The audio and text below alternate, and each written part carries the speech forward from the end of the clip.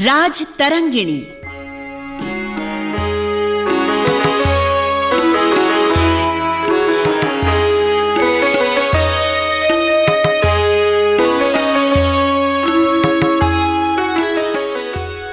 राज तरंगिणी। लीजिए प्रस्तुत है महाकवि कलहण की विश्व विख्यात ऐतिहासिक रचना राज तरंगिणी की रेडियो नाट्य रूपांतर का 8वां भाग।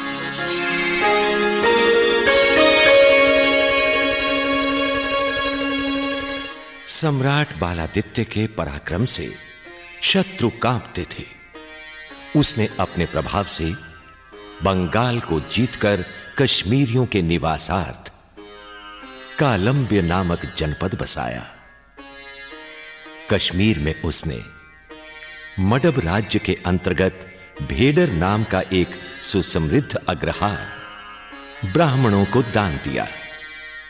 उसकी पत्नी बिंबा ने अरिष्टोत्सादन नामक स्थान में जनसाधारण का कष्ट दूर करने के लिए बिंबेश्वर शिव की स्थापना की। राजमंत्रियों ने भी अनेक मठ, मंदिर तथा बांधों का निर्माण कराया। बालादित्य गोनंद वंश का अंतिम राजा था। उसके बाद करकोटक नागवंश के राजा कश्मीर के सिंहासन पर आसीन हुए। राजा अवंतीवर्मन का शासनकाल राजनीति, धर्म और साहित्य की समृद्धि की दृष्टि से सर्वोत्तम काल सिद्ध हुआ। इसके काल में लोकानुग्रह के लिए श्री भट्ट कलट आदि सिद्ध पुरुष पृथ्वी पर अवतीर्ण हुए।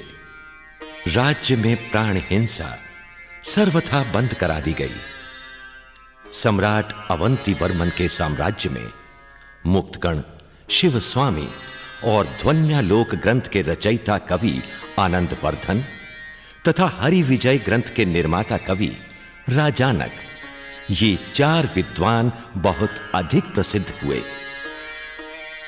कश्मीर के इतिहास में कई बार ऐसी स्थितियां भी आईं जब कश्मीर का शासन महिलाओं द्वारा संचालित हुआ।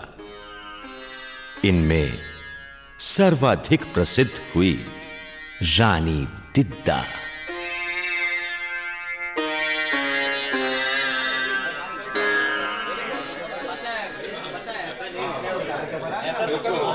महारानी दिद्दा की जय, महारानी दिद्दा की जय, महारानी दिद्दा की जय। शांत शांत, आप लोग शांत रहें। आप लोग मेरी जय किस लिए बोल रहे हैं? आप सब जानते ही हैं कि मेरे पति क्षेमगुप्त सियारों का शिकार करने के अभ्यस्त थे। उसी से उन्हें असाध्य रोग हुआ और वे स्वर्ग से धार गए। तब से मैं राजकाज देख रही हूँ। इसीलिए तो हम आपका जयघोष कर रहे हैं। राजा क्षेमगुप्त के बाद आप भी तो हमारी महारानी हैं। आप भी हमारी महारानी हैं। किंतु आज के पश्चात मैं नहीं, पुत्र अभिमन्यु बड़ा हो गया है, वही राजा कहलाएगा। उसी का जयघोष होना चाहिए।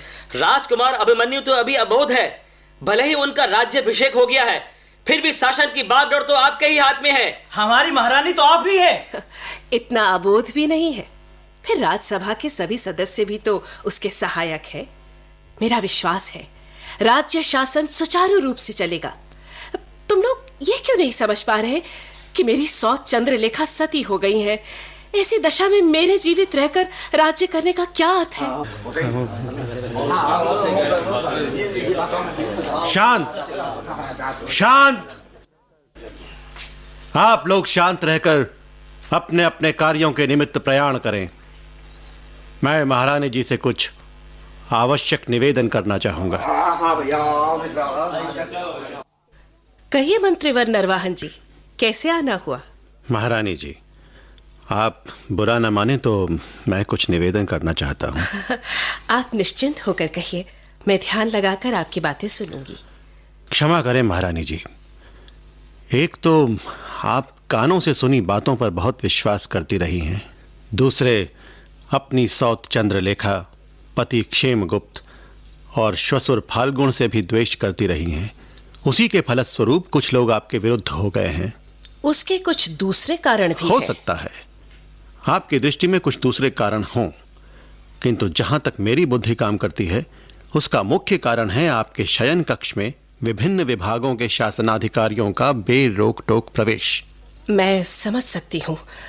संभवतः आपका कथन किसी सीमा तक ठीक हो और मेरे विरुद्ध अधिकांश लोगों के विद्रोह का भी यही कारण हो। महारानी जी, फाल्गुन आपके श्वसुर ही नहीं प्रधानमंत्री भी थे। आपने इधर की बात उधर और उधर की बात इधर कहने वालों पर विश्वास किया। परिणाम स्वरूप फाल्गुन को आपकी अप्रसन्नता झेलनी पड़ी और वे इधर उधर भटकते हुए अंततः वराह क्षेत्र चले गए। वो तो अच्छा ही हुआ। उन कहानियों को दोहराने से क्या लाभ? किंतु महारानी जी, पूर्व काल में राज्य के अपहरण की आकांक्षा करने वाले पर्वगुप्त के वंशजों का क्या किया जाए? वे राजकुमारों की भांति पाले गए हैं और अब राज्य हस्तगत करने की लालसा से हिम्मक आदि कुछ उच्च श्रृंखल लोगों के साथ मिलकर विद्रोह करने की योजना बना रहे हैं। उनका क्या किया जाए? कहीं आप महिमा और पाटल की बात तो नहीं कर रहे हैं? आपने ठीक समझा। मैं उन्हीं के संबंध में आपको सचेत करने आया हूं। महिमा को तो मैं पहले ही अपने राज्य की सीमा से बाहर कर चुकी हूं। वो अपने श्वसुर शक्तिसेन के घर रह रहा है। वो तो मुझे ज्ञात है, किंतु महारानी की जय हो। महारानी जी, महारानी जी। क्या बात है द्वारपाल, तुम इतने घबराए हुए क्यों हो? महारानी जी, अभी अभी गुप्तचरों से ज्ञात हुआ है कि महिमा के साथ बहुत से राजकुल जा मिले हैं। अरे! हिम्मक, मुकुल, परिहासपुर निवासी एरमंतक, अमृताकर का पुत्र उदयगुप्त, ललितादित्यपुर के निवासी यशोधर आदि अपनी अपनी सेनाओं के साथ महिमा को लेकर आप पर आक्रमण के लिए चल पड़े हैं। सेनापति कहाँ है? वे उन्हें रोकने की व्यवस्था करने में जुट गए हैं। और सभी विरोधी शस्त्रास्त्रों सहित पद्म स्वामी मंदिर के निकट तक आ गए हैं। ठीक है, तुम जाओ और सावधान रहो। जो आज्ञा। मंत्री नरवाहन जी। जी महारानी। आप ही इस समय हमारे एकमात्र विश्वास पात्र हैं। कृपया। मैं सपरिवार आपकी सेवा में हूं। आप आज्ञा दें, मुझे इस समय क्या आदेश है? नरवाहन जी। जी महारानी।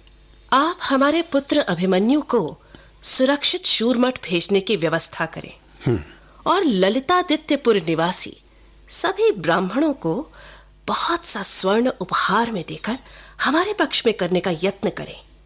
वे हमारे शत्रुओं के बीच फूट डालने में बहुत सहायक सिद्ध होंगे। मैं आपके आदेशों का पालन करके अपने आप को धन्य मानूंगा। अच्छा, अब मुझे आज्ञा दीजिए। आप जाएं और सुनिए, सभी कार्य सावधानी पूर्वक संपन्न करें। ऐसा ही होगा महारानी।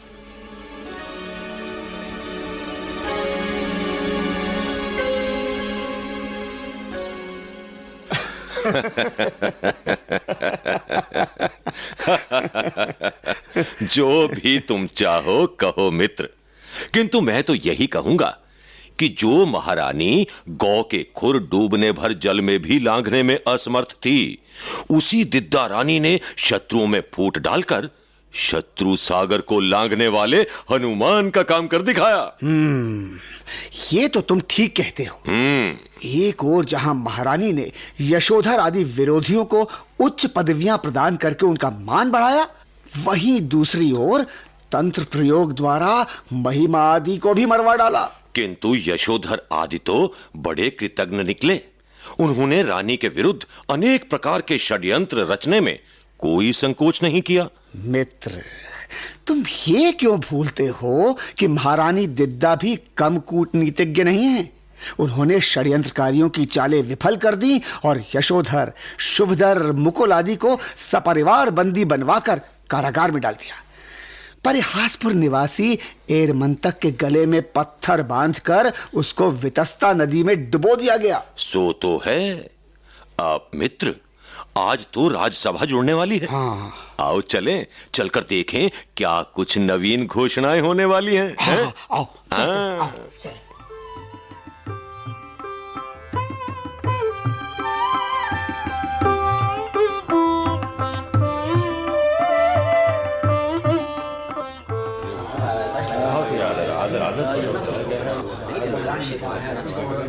सभी सभासद शांत होकर एक चित्त से महारानी जी का आदेश सुने। आप कुछ महत्वपूर्ण घोषणाएं करने वाली हैं। महारानी दिद्दा की जय, महारानी दिद्दा की जय, महारानी दिद्दा की जय। आप लोग प्रसन्न रहे। सभासदों को ये जानकर प्रसन्नता होगी कि महामंत्री नरवाहन जी हमारे बीच विराजमान हैं और आज से ये राजानक संबोधन से पुकारे जाया करेंगे। किंतु महारानी जी, मैं इस योग्य कहाँ? नरवाहन जी, आप केवल मंत्री श्रेष्ठ ही नहीं हैं, द्रोह भावना विहीन और विनम्र भी हैं। आपने अपने बुद्धि कौशल से हमें इंद्र सदृश अखंड मंडलेश्वरी बना दिया। हम आपके कृतज्ञ हैं। महारानी, पुरस्कार स्वरूप आपको राजानक पदवी प्रदान करते हुए हमें हर्ष का अनुभव हो रहा है। राजानक नरवाहन की जय, राजानक नरवाहन की जय, राजानक नरवाहन की जय। मैं आजन्म महारानी जी का आभारी रहूंगा। अब मेरे लिए क्या आज्ञा है महारानी जी? आप स्वयं अपने विवेक से जो उचित हो करें। हाँ, स्मरण आया, लोगों की पालकी उठाने वाले कुटरा नामक व्यक्ति को तो आप जानते ही हैं। जी महारानी जी, उसके 2 पुत्र हैं, सिंधु और भुज्य। बड़ा पुत्र सिंधु, जो राजा पर्वगुप्त का कृपा पात्र है और गणित में कुशल भी है, उसे आप कोषाध्यक्ष नियुक्त कर दें। जैसी आपकी आज्ञा महारानी।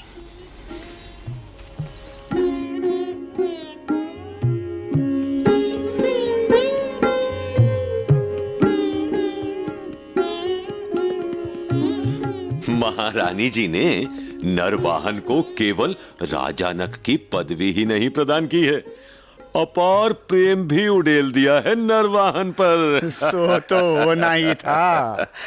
महारानी का नरवाहन पर इतना अधिक स्नेह हो गया है कि जब वो सोता है तब रानी जी सोती है, जब वो खाता है तो रानी जी खाती है, और जब वो हर्षित होता है तो महारानी जी प्रसन्न होती है।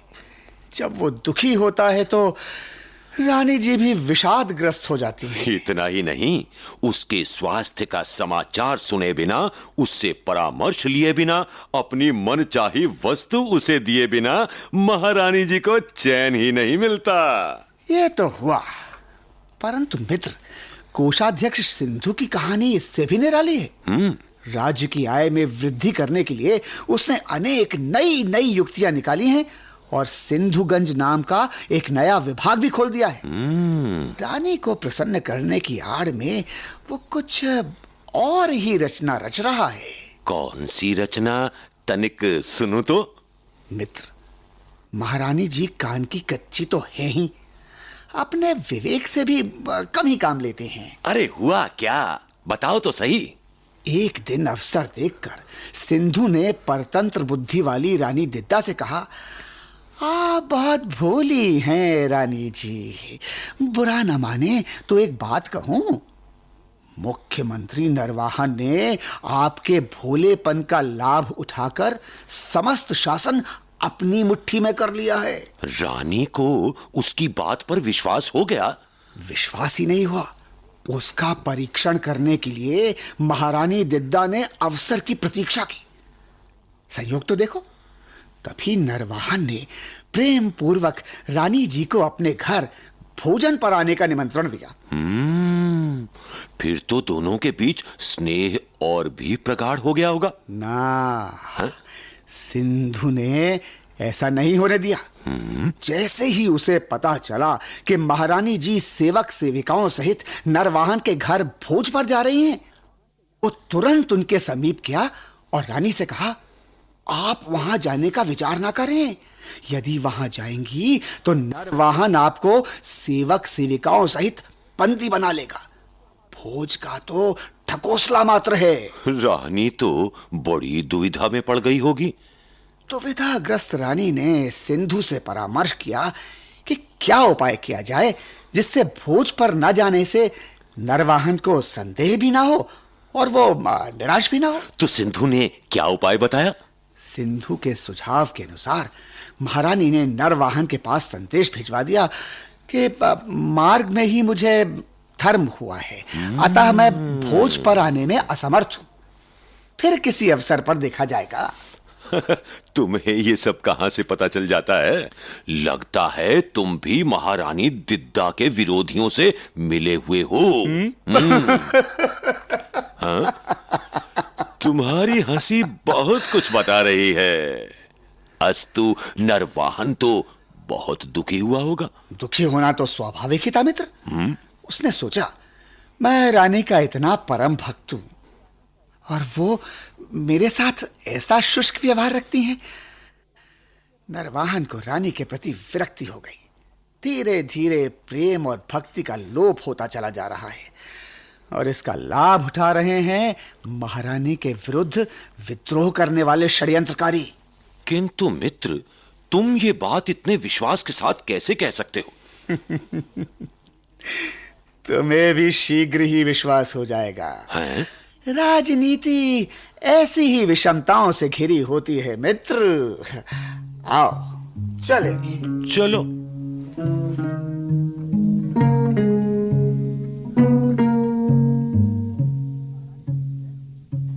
महारानी जी की जय हो। क्या समाचार है द्वारपाल? गुप्तचरों का कहना है कि कूटनीतिज्ञों को यह पता चल गया है कि आप संग्राम डामर के पुत्रों का वध कराने की योजना बना रही हैं।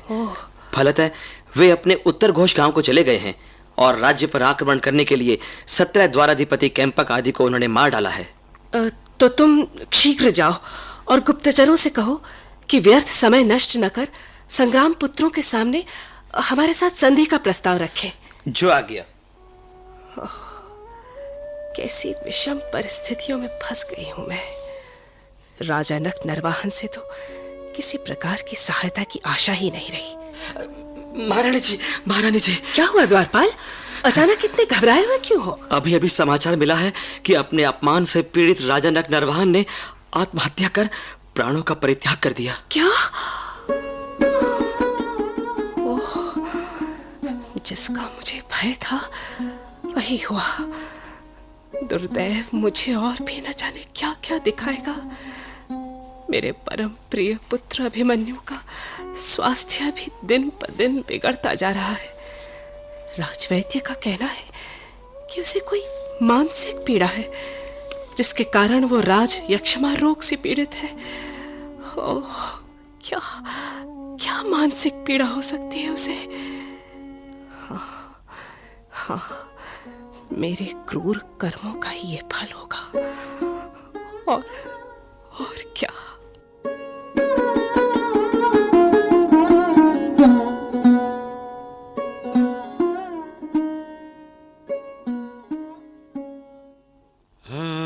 प्राणी को उसके कर्मों का फल तो भोगना ही पड़ता है।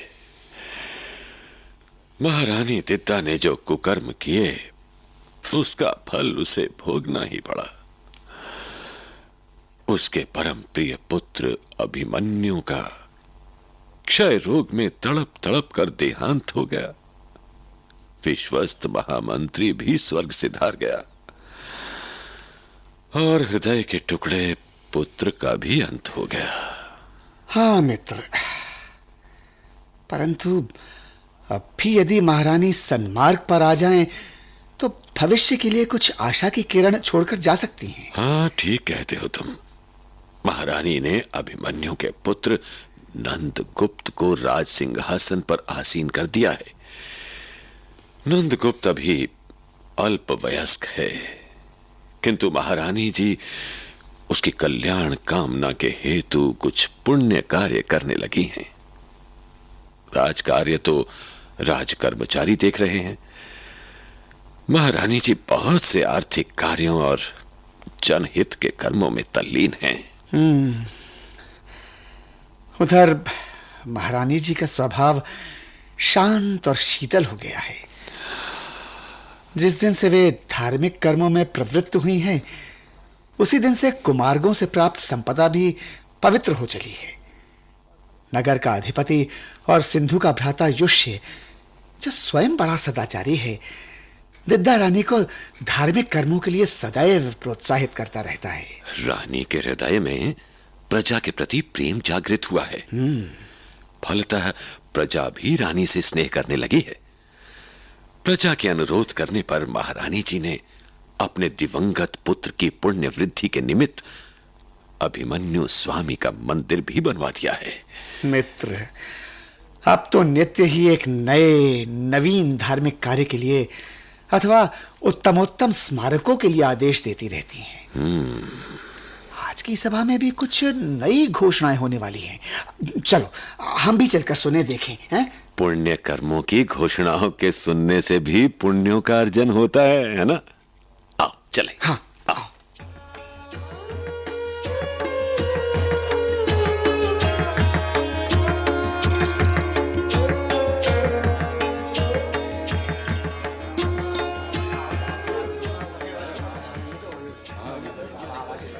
महारानी दिद्दा की जय, महारानी दिद्दा की जय, महारानी दिद्दा की जय। सब लोग शांत होकर सुने।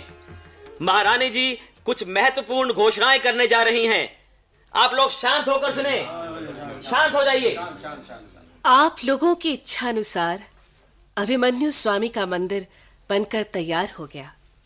मेरी इच्छा है कि एक नवीन नगर अभिमन्युपुर के नाम से बसाया जाए। अभिमन्यु अमर रहे, अभिमन्यु अमर रहे, महारानी दिद्दा अमर रहे, महारानी दिद्दा अमर रहे। प्रजा चाहती है कि महारानी जी के नाम पर भी कोई स्मारक निर्मित हो तो अति उत्तम है। प्रजा की इच्छा पूर्ण हो। दिद्दा स्वामी का मंदिर और दिद्दापुर नगर मेरे नाम पर निर्मित किया जाए। महारानी दिद्दा अमर रहे, महारानी दिद्दा अमर रहे, महारानी दिद्दा अमर रहे। मेरी प्रबल इच्छा है कि मध्य देश, लाट देश तथा शौडोत्र देश के निवासियों के लिए एक भव्य मठ का भी निर्माण कराया जाए। केवल कश्मीर वासियों के लिए ही नहीं, अभी तो दूसरे स्थान के निवासियों के प्रति भी महारानी जी की सहृदयता प्रशंसनीय है। आप धन्य हैं महारानी जी।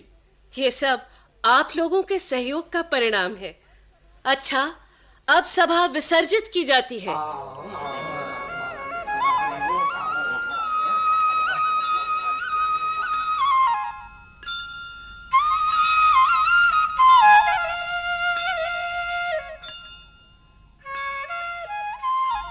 बाबा, फिर क्या हुआ?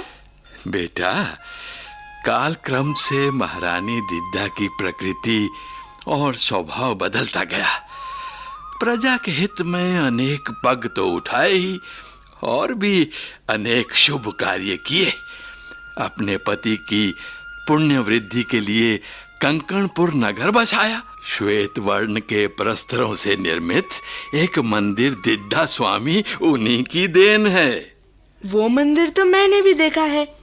गंगा जल से धुला हुआ बहुत ही उज्जवल है। दादा पोते के बीच क्या कथा वार्ता चल रही है, हम भी तो सुने। महारानी दिद्दा के धार्मिक कृत्यों की चर्चा चल रही है। कितना स्वभाव बदल गया था उनका। नित्य तीर्थ सेवन तथा मौन धारण किए रहने वाला तिमी नाम का मत्स्य अपने वंशजों को ही खाने पर उतारू हो जाता है।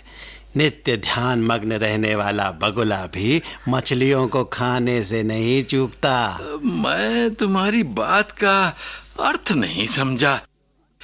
मुझे तो इतना पता है कि अंत में रानी दिद्दा ने अपने भाई उदयराज के पुत्र संग्राम राज की परीक्षा लेकर उसे युवराज के पद पर अभिनियुक्त कर दिया। हाँ, संग्राम राज की परीक्षा के समय उसे रानी ने अपने भाई के सभी शैशवावस्था वाले पुत्रों को एकत्रित कर उनके आगे ढेर सारे सेब रख दिए और कहा,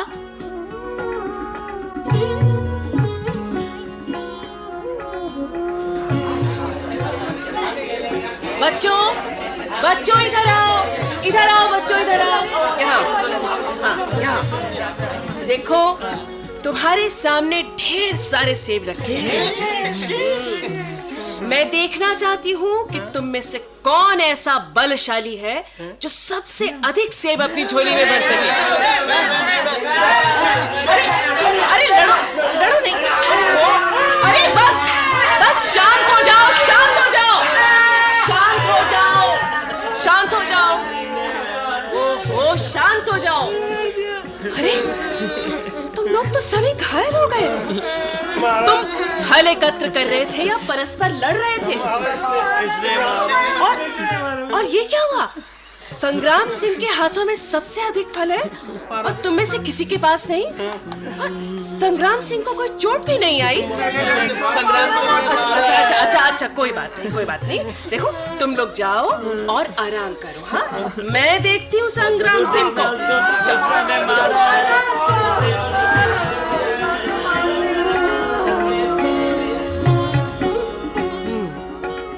संग्राम सिंह, भला बताओ तो ये सब कैसे हुआ? कैसे तो दूसरे बालक घायल हुए और कैसे तुम्हारे हाथ सबसे अधिक फल लगे? मैंने इन सब बालकों को आपसी झगड़ों में उलझा दिया था। अच्छा। जब ये मारपीट कर रहे थे तब मैं सेब एकत्र करने में लगा था। इसी से इन्हें चोटें आई और मेरे हाथ सबसे अधिक सेब लगे। वाह वाह, दूसरों को विपत्ति में डालकर स्वयं दूर से घटना चक्र को देखने वाले चतुर लोग बिना कष्ट झेले कौन सा स्वार्थ नहीं साध लेते। संग्राम सिंह, तुम चतुर और कूटनीतिज्ञ हो। सिंहासन के तुम ही अधिकारी हो। तुम्हें ही युवराज का राज तिलक किया जाएगा।